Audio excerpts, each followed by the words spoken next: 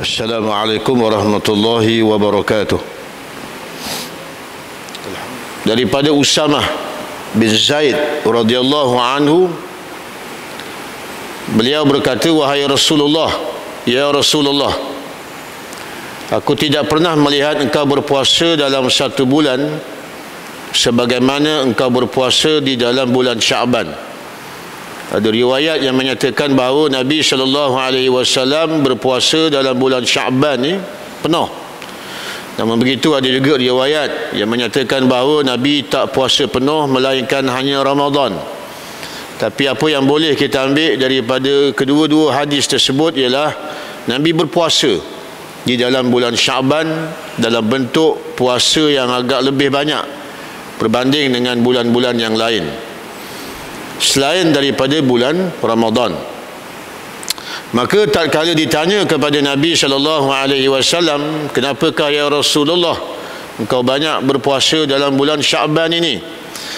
Maka Nabi SAW pun bersabda, dzalika syahru yaghfalu nas anhu baina Rajabin wa Ramadanin wa huwa syahrun tarfa'u fihi al-a'mal ila rabbil alamin fa uhibbu an yarfa'a 'amali wa ana sha'imun. Kata Nabi SAW, kenapa engkau berpuasa ya Rasulullah pada bulan Sya'ban dengan jumlah puasa yang banyak? Kata Nabi SAW, kerana bulan ini adalah bulan yang sering dilupai oleh manusia. Oleh kerana bulan Sya'ban ni dia duduk di antara dua bulan. Orang lebih mengingati bulan Muharram dan orang lebih mengingati bulan Ramadan.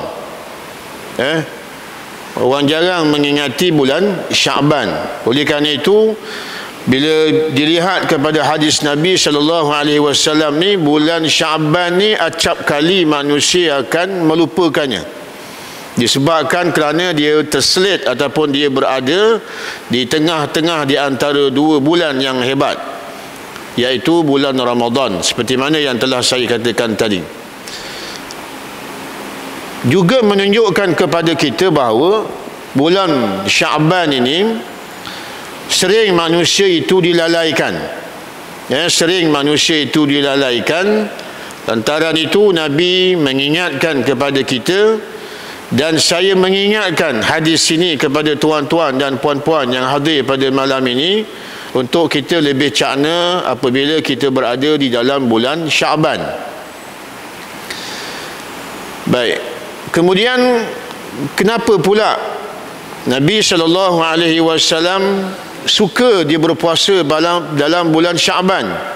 Wa huwa syahrun tarfa'u fihi a'mal. Kata Nabi SAW, bulan Sya'ban ni adalah bulan yang diangkat buku-buku catatan amalan kepada Allah Subhanahu wa ta'ala. Lantaran itu kata Nabi SAW, fa uhibbu an yarfa' amali, dan aku amat mencintai sewaktu buku-buku aku itu diangkat, diambil catatannya oleh Allah, oleh para malaikat, dan aku berada dalam posisi sedang berpuasa. Para hadirin yang dimuliakan oleh Allah Subhanahu wa ta'ala sekalian, maka di kalangan para ulama menyatakan bahawa peristiwa itu berlaku ialah pada bulan Sya'ban, dan majoriti daripada ulama juga menyatakan bahawa ia berlaku secara fizikal ataupun secara zat pada bulan Ramadan, iaitu pada malam nisfi min Sya'ban.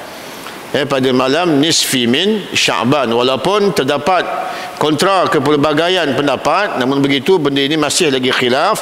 Yang paling jelas ialah perlakuan ataupun pertukaran buku rekod itu dia berlaku di dalam bulan Sya'ban. Secara jelasnya ia berlaku pada malam nisfi min Sya'ban, iaitu pada hari Jumaat ini.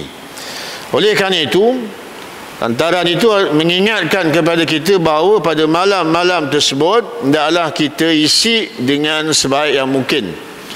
Di siang harinya kita berpuasa, Di malam harinya kita bermunajat kepada Allah Subhanahu wa ta'ala.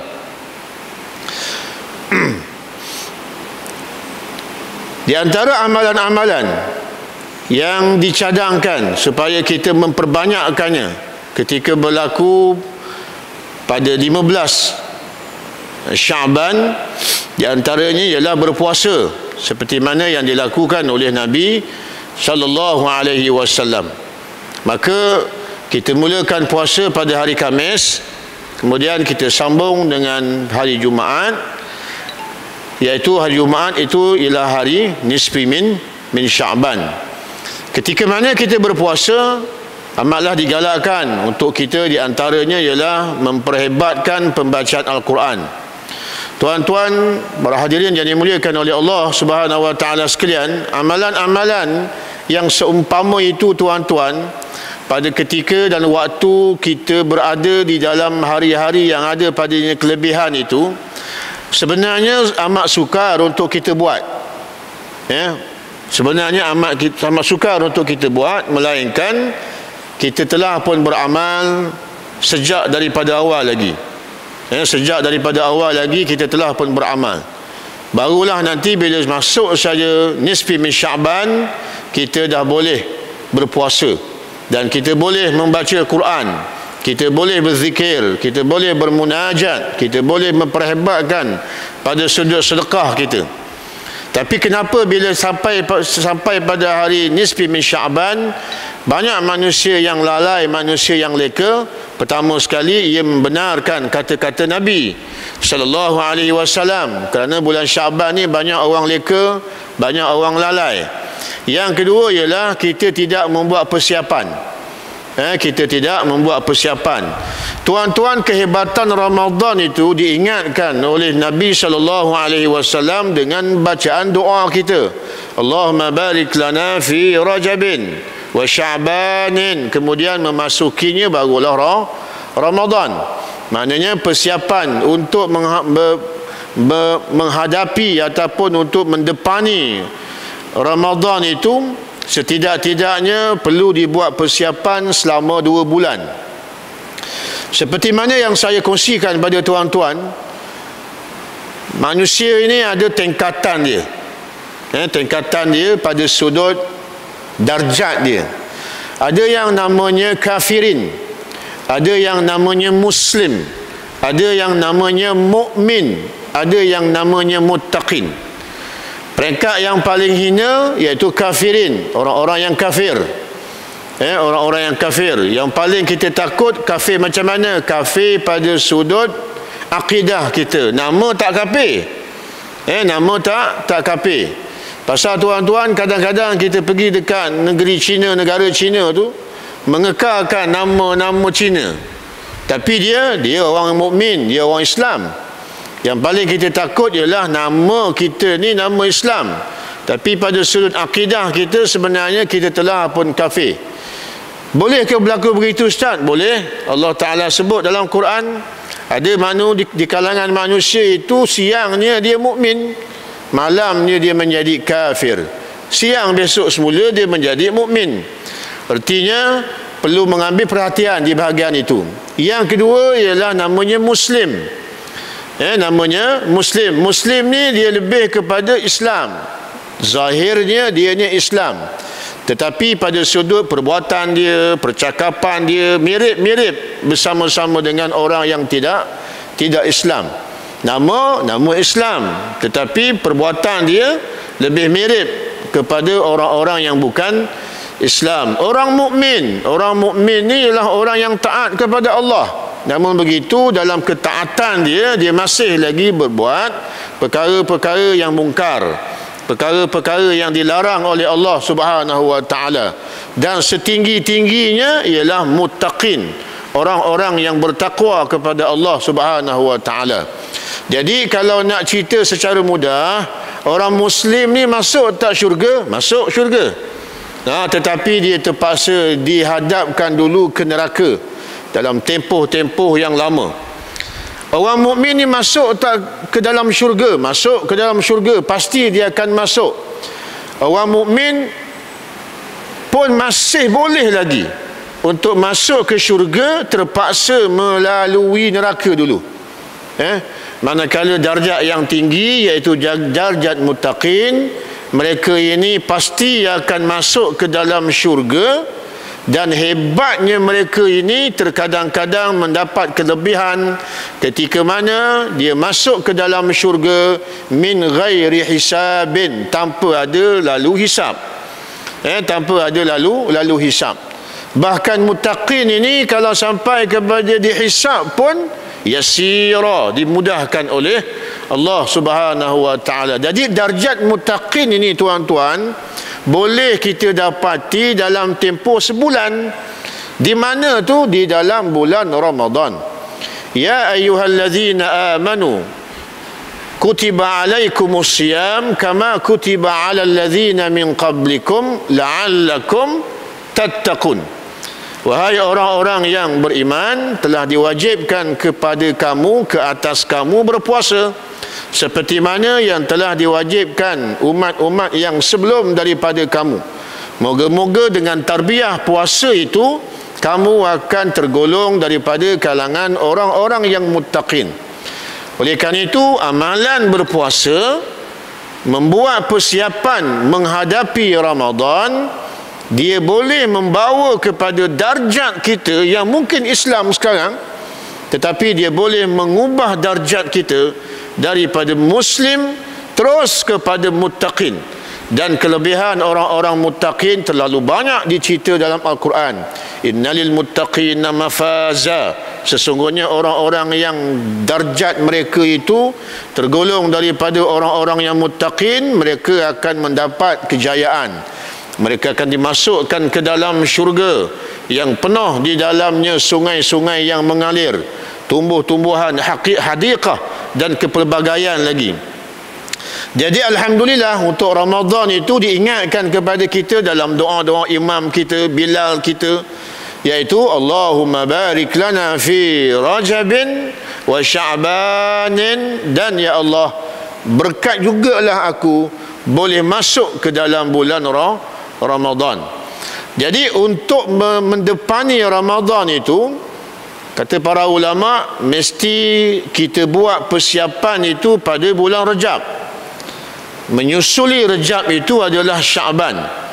Dan berkebetulan dalam bulan Sya'ban ini, seperti mana yang disabdakan oleh Nabi tadi sallallahu alaihi wasallam, di mana dalam bulan Ramadan, di dalam bulan Sya'ban, iaitu buku catatan kita. Kata para ulama, di sini adalah buku catatan tahunan.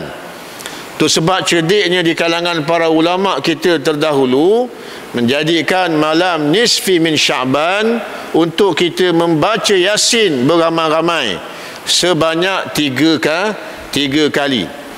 Tak kiralah orang kata bid'ah ke, terserahlah kepada dia. Tapi tak ada pun dalam mana-mana pendapat ulama yang mengatakan bahawa baca Yasin hukumnya haram. Tak ada. Semuanya menggalakkan untuk kita membaca Al-Quran. Jadi oleh kerana itu, pada malam nisfi min Sya'ban, kita biasanya di Nusantara ini akan membaca Yasin sebanyak 3 kali. 3 kali. Atas dasar apa tu? Atas dasar yang paling besar sekali ialah kerana pada hari tersebut adalah hari perubahan ataupun dipanggil syib tahunan. Syib tahunan bagi buku-buku yang telah kita dicatat oleh para malaikat setahun. Maka pada malam tersebut diangkat oleh Allah Subhanahu wa taala dan digantikan dalam catatan yang baru. Kata para ulama, itu adalah bentuk tahunan. Ada tak bentuk harian? Ada juga bentuk harian. Harian tu bila tiap-tiap selepas asar. Setiap-tiap lepas asar. Itu sebab kalau setengah daripada ulama menyatakan bahawa tidak peliklah tak kala Allah Subhanahu wa taala bersumpah dengan waktu asar. Wal asri, demi waktu asar. Kemudian Allah Ta'ala menyambung lagi, innal insana lafi khusrin, sesungguhnya manusia itu berada di dalam keadaan kerugian. dinasabkan kata para ulama, waktu asar itu dengan manusia banyak melakukan kerugian. Kenapa tuan-tuan? Kalau kita lihat, bermula waktu asar ni orang akan keluar pergi pasar malam, orang akan pergi keluar cari makan dan minum dan sebagainya. Itu sebahagian daripada ulama menyatakan bahawa memang waktu asar ni waktu yang sentiasa orang beroleh kerugian. Lantaran itu perlu diingat, waktu asar juga adalah waktu bagaimana pertukaran shift harian para malaikat yang mencatat pada waktu siangnya, kemudian memulakan catatan pada waktu malam untuk catatan seterusnya. Ia berlaku selepas daripada waktu asar. Bahkan kata para ulama, ia berlaku secara mingguan, iaitu pada hari Jumaat. Harian waktu asar tiap hari. Mingguan dia jatuh pada hari Jumaat. Tahunan dia jatuh pada malam nisfi min Sya'ban. Itu sebab kalau kita lihat tuan-tuan, di kalangan akhlak-akhlak orang-orang soleh pada hari Jumaat, mereka tidak keluar daripada masjid melainkan ba'dal asri, melainkan selepas daripada waktu asar. Maknanya apa? Maknanya waktu pagi dia datang ketika mana penghujung duha.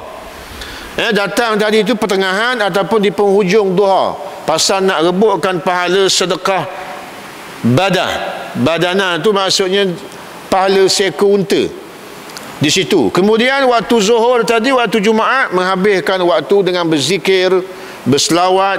Kemuncaknya mendengar khutbah yang akan disampaikan oleh imam ataupun khatib. Lepas habis daripada baca khutbah, laksanakan solat. Lepas habis daripada solat, meneruskan zikir sebelum daripada itu, dengan selawatnya, dengan istighfarnya, sampailah masuk waktu asar. Solat dulu waktu asar. Habis solat waktu asar, barulah dia meninggalkan masjid. Itu akhlak di kalangan orang-orang soleh. Kita orang yang paling lewat sekali sampai di masjid, dan orang yang paling mula-mula sekali ambil bontrot. Orang yang paling mula-mula sekali ambil bontrot. Kalau kita berada pada posisi itu, maka diingatkan supaya kita memuliakan hari Jumaat ini dengan memperbanyakkan amalan dan duduk pada posisi-posisi yang telah dikongsikan oleh para ulama. Bahkan ada di kalangan orang-orang soleh, dia bukan hanya meninggalkan masjid selepas daripada solat asar, tetapi qubailal maghrib, hampir-hampir nak maghrib, baru dia meninggalkan. Kenapa? Kerana kelebihan Jumaat itu sendiri, dan juga kerana mengingati bahawa pada hari Jumaat, hari di mana buku mingguan itu ditukar gantikan oleh Allah Subhanahu wa taala dan memasuki pada minggu yang seterusnya. Manakala malam nisfu min Sya'ban, seperti mana yang saya katakan tadi, dia adalah pertukaran buku tahunan. Jadi adalah menjadi ibadat ataupun adalah menjadi suatu adat di dalam masyarakat Nusantara, seperti mana yang saya katakan tadi, dijadikan malam tersebut adalah malam untuk kita membaca Yasin. Kerana kalau tidak dibuat program seumpama itu tuan-tuan, jawapannya tak adalah meriahnya, tak adalah ingatan kita mengenai kehebatan bulan Sya'ban. Bayangkanlah kalau benda-benda macam itu tidak dibuat oleh ulama-ulama dahulu. Malam Jumaat tak ada baca Yasin. Sekarang ni pun nak cari malam Jumaat baca Yasin, orang jemput pun susah. Susah. Pasal apa tuan-tuan? Pasal budaya itu telah terhakis, ataupun budaya itu tidak dijadikan ibadat. Tidak dijadikan ibadat.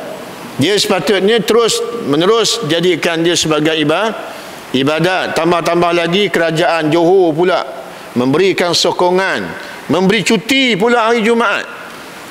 Memberi cuti pula hari Jumaat. Tidak lain tidak bukan, bila kita sembang dengan Ustaz Sahibus Samaha, Ustaz Allahu Akbar, Ustaz Noh Gadut, pernah juga kita sembang-sembang dengan dia. Ambil kesempatan tatkala Sultan menitahkan supaya jadikan cuti pada hari Jumaat, ambil kesempatan.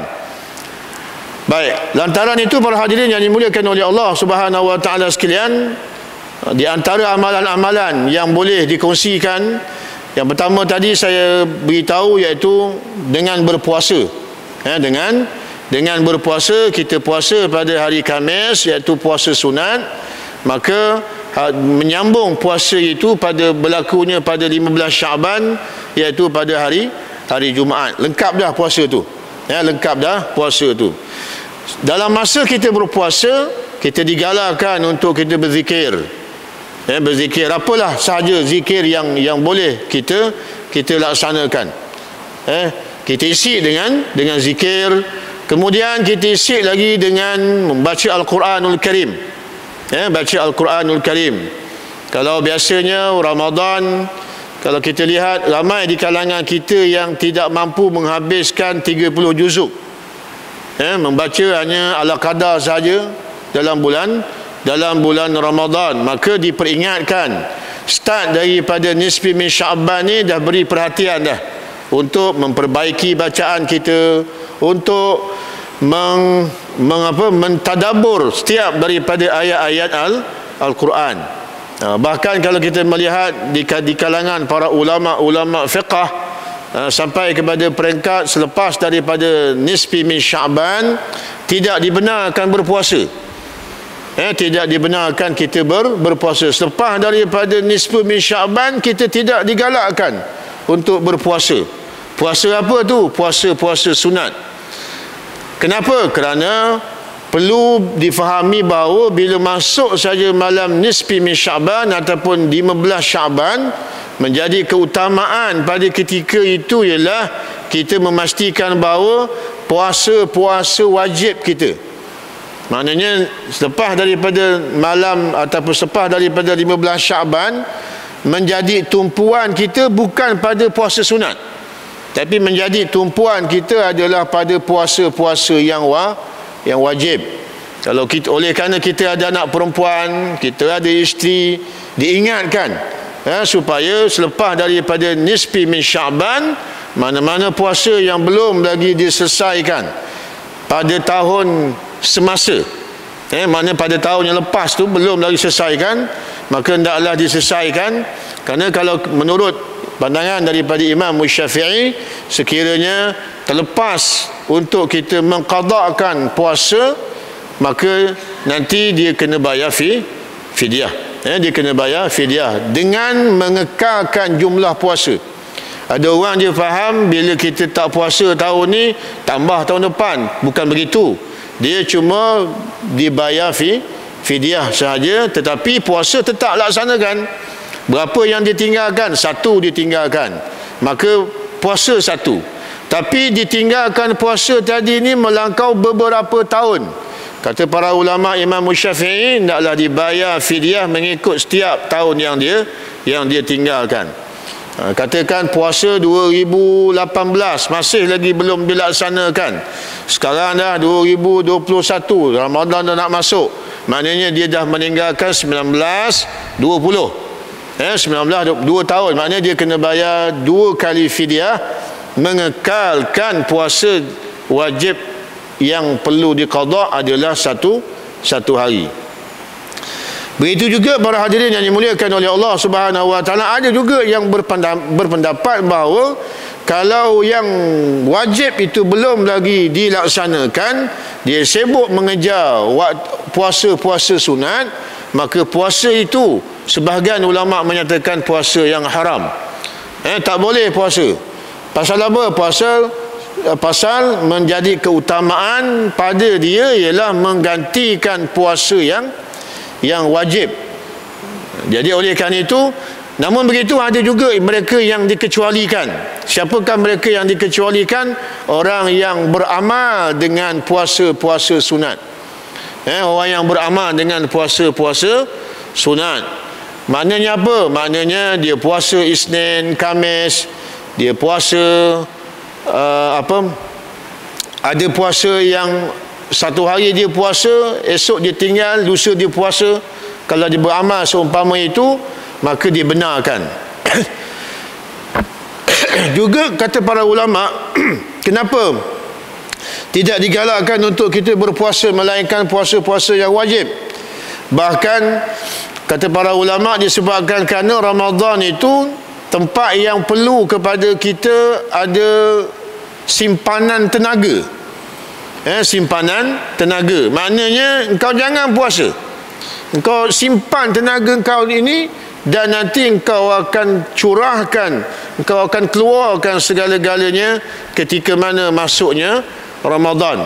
Tapi kalau sebelum daripada Ramadan, nisfi min Sya'ban ni kau sibuk dengan ibadat, dikhawatiri nanti akan menjejaskan engkau punya kesihatan. Tak kala masuk bulan Ramadan terganggu untuk berbuat ibadat.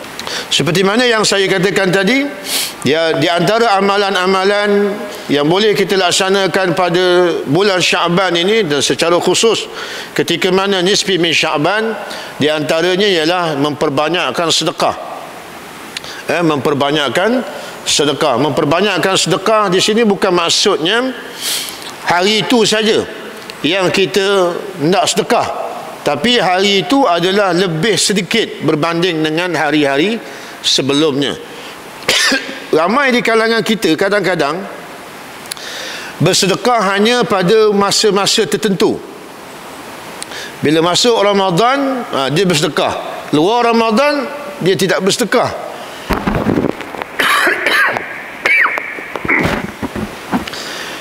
Anjurannya ialah luar daripada Ramadan kita dikehendaki bersedekah. Masuk saja Ramadan dikehendaki melipat kali gandakan sedekah. Itu tuntutan dia.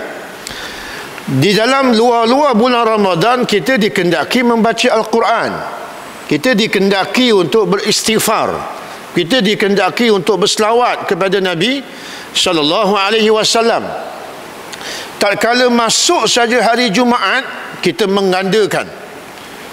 Masuk saja hari Jumaat, maka kita menggandakan selawat kita menggandakan istighfar kita menggandakan pembacaan Al-Quran kita. Itu malam Jumaat. Nanti bila masuk saja Ramadan, Jumaat biasa tadi itu hendaklah dilipat kali gandakan. Kalau katakan Jumaat luar Ramadan kita baca istighfar sebanyak 100 kali. Masuk Ramadan hari biasa saja 100 kali.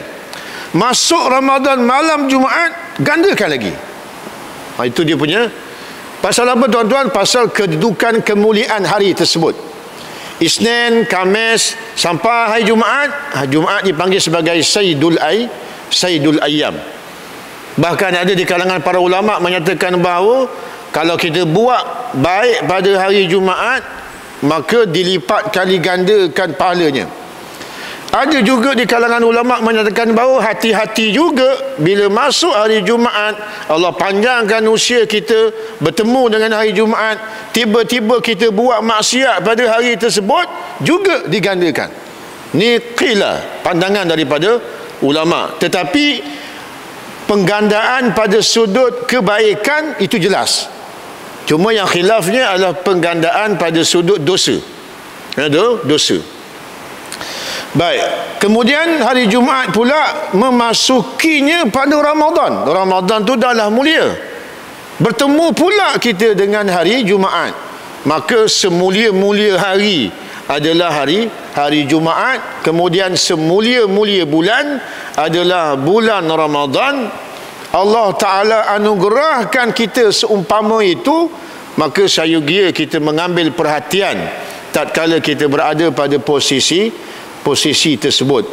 Namun begitu kata para ulama, engkau boleh melaksanakan puasa sehebatnya apabila engkau melaksanakan puasa-puasa sunat sebelum daripada itu. Engkau akan membesarkan hari Jumaat pada bulan Ramadan tatkala engkau membesarkan hari Jumaat ketika mana di luar daripada bulan Ramadan. Ketika mana di luar dalam bulan Ramadan, kita menganggap hari Jumaat ni macam hari biasa je. Tak ada apa-apa keistimewaan. Sedangkan kata Nabi SAW, bahkan kata Nabi sampai kepada peringkat tidak ada cahaya matahari yang terbit lebih mulia daripada hari-hari melainkan hari Jumaat. Matahari terbit aja tu, cahaya dia saja Allah Ta'ala muliakan. Dalam keadaan kita ni, lebih-lebih lagi bukan cahaya, Allah Ta'ala hidupkan kita masuk dalam bulan ataupun masuk pada hari Jumaat. Tiba-tiba kita menganggap hari Jumaat itu hari yang biasa. Hari Jumaat adalah hari untuk kita liburan, percutian. Percutian. Sehingga percutian itu menyebabkan kita cuti juga dalam mengambil keberkatan, kehebatan yang ada pada hari Jumaat. Jadi kalau tuan-tuan nak masuk mulianya Ramadan itu, di antara kata para ulama, mesti buat dulu masa Rejab. Mesti buat mencari kemuliaan itu pada bulan Syaban. Baru nanti bila kita masuk Ramadan, kita mendepani Ramadan tadi dengan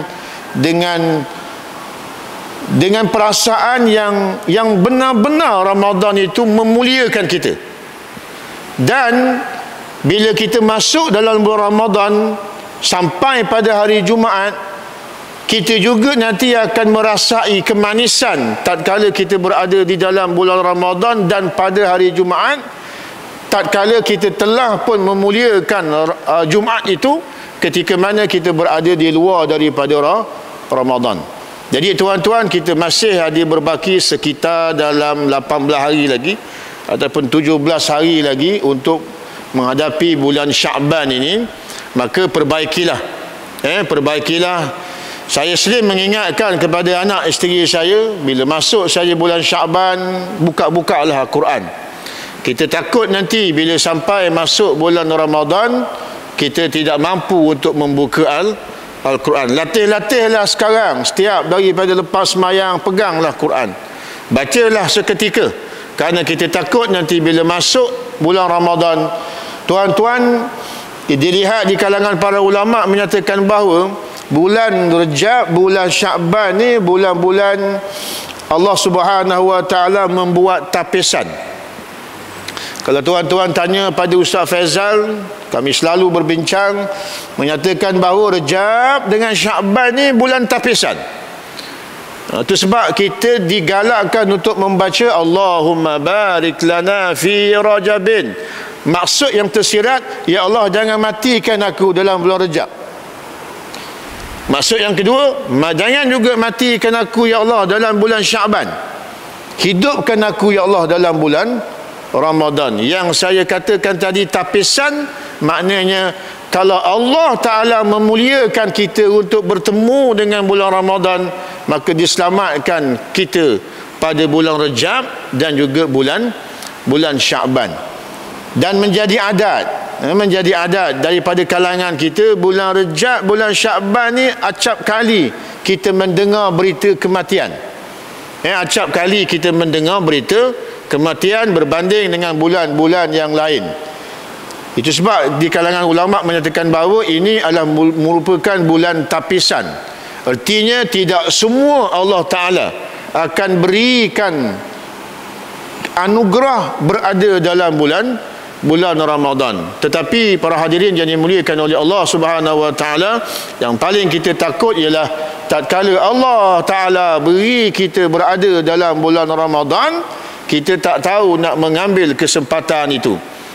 Menjalani perjalanan hidup Ramadan sama seperti mana hari-hari kita yang biasa. Jadi oleh kerana itu, doa yang sering kita baca tadi, Allahumma barik lana fi Rajabin wa Sya'banin wa balighna Ramadan, hendaklah sentiasa dibaca, bermunajat kepada Allah Subhanahu Wa Ta'ala supaya kita dapat hidup dalam bulan Ramadan. Kerana kelebihan dalam bulan Ramadan ini jelas di kalangan kita semua ketahui, pengampunan dosa yang terlalu hebat. Pengampunan dosa yang terlalu hebat ni tuan-tuan bulan Ramadan, sehingga habis daripada Ramadan seperti hari kita dilahirkan. Dia ada beberapa fakta yang Nabi SAW kongsikan. Di antara faktanya, yang pertama ialah orang yang berbuat ibadat haji. Orang yang berbuat ibadat haji tidak ada fusuk, tidak ada fahsya, tidak ada dosa-dosa yang dia buat ketika mana dia melaksanakan ibadat haji. Tatkala dia balik ke tanah air dia, tatkala dia selesai melaksanakan ibadat haji, kata Nabi, seperti mana hari dia baru dilahirkan.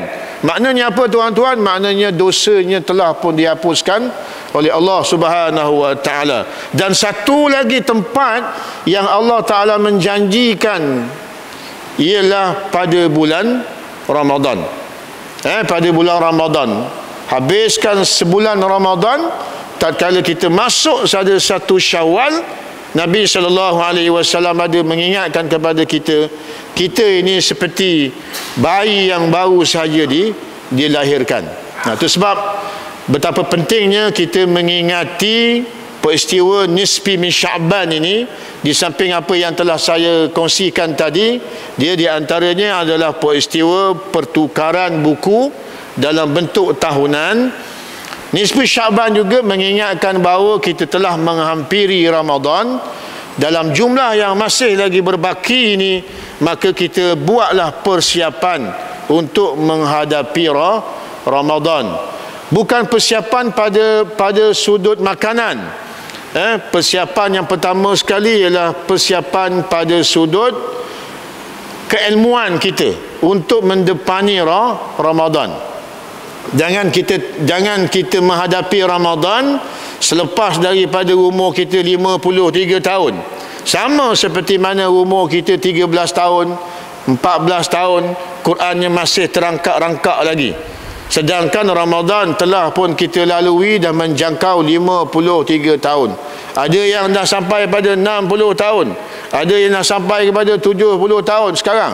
Tapi pada sudut pembacaan dia Al-Quran tadi itu, tidaklah sepadan dengan ilmu dia, dengan umur dia yang Allah Subhanahu wa taala anugerahkan kepada dia. Begitu juga sebelum masuk Ramadan ni tuan-tuan, maka lazimkan dengan zikir-zikir yang tertentu. Zikir-zikir yang tertentu supaya nanti bila masuk Ramadan, zikir-zikir itu tidak lekang daripada untuk kita sentiasa menyebutnya. Jadi saya rasa cukup sekadar itu untuk perkongsian yang saya rasa agak ringkas ataupun agak simple, agak mudah pada malam ini. Kita akan menghadapi nisfu min Sya'ban dan petanda-petanda bahawa kita telah pun hampir dengan bulan Ramadan, maka berilah persiapan untuk perkara-perkara tersebut. Saya doakan mudah-mudahan kita semua akan diberikan kekuatan oleh Allah Subhanahu wa taala bagi mengisi Ramadan yang akan dikurniakan kepada kita insya-Allah taala. Aqulu qauli hadza wa astaghfirullah li wa lakum. Wassalamu alaikum warahmatullahi wabarakatuh.